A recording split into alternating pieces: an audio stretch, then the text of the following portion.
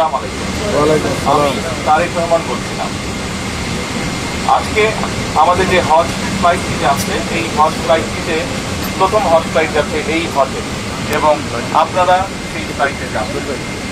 আজকে আমি আপনাদের সাথে দেখা করতে এসেছি, সেজন্য এই যে দেখা করার সুযোগ পেয়েছি, সেজন্য আমি আল্লাহর দরবারে শুকরিয়া আদায় করব।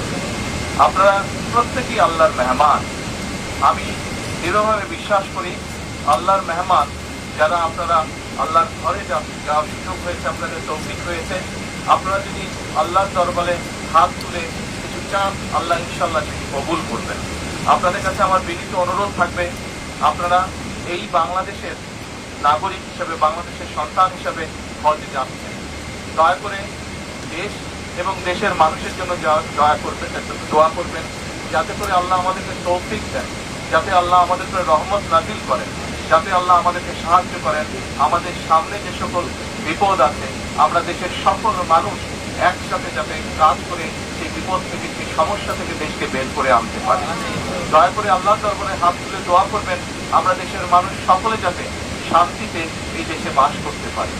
দয়া করে আল্লাহর কাছে দোয়া করবেন যে আমরা দেশের মানুষের জন্য এই সরকার যে কাজগুলো করতে চেষ্টা করছে, দেশের মানুষের বেকার সমস্যার সমাধান করার জন্য, দেশের মানুষের খাদ্য নিরাপত্তার জন্য, দেশের মানুষের শিক্ষার জন্য, দেশের মানুষের স্বাস্থ্যের জন্য, কর্মসংস্থান সহ আরো যে কাজগুলো আমরা করতে চাইছি, সেই কাজগুলো যাতে আমরা সম্পন্ন করতে পারি, তার জন্য যাতে আল্লাহ আমাদেরকে তৌফিক দেন, আর সেই রহমত যাতে আল্লাহ আমাদেরকে দেন।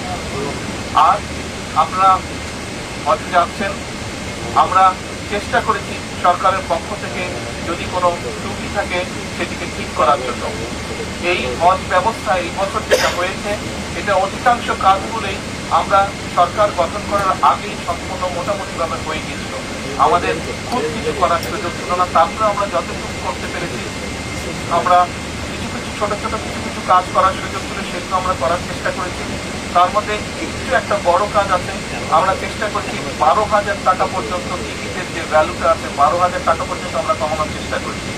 ইনশাল্লাহ আমাদের চেষ্টা থাকবে যে আগামী বছর আমরা যাতে আরো খরচটা কমাতে পারি, যাতে আগামী বছর হয়তো আপনাদের থেকে কেউ কেউ যাবেন, আরো অনেক হাজ যাবেন, তাদেরকে যাতে আরো কম খরচে আমরা হজে পাঠানোর ব্যবস্থা করতে পারি।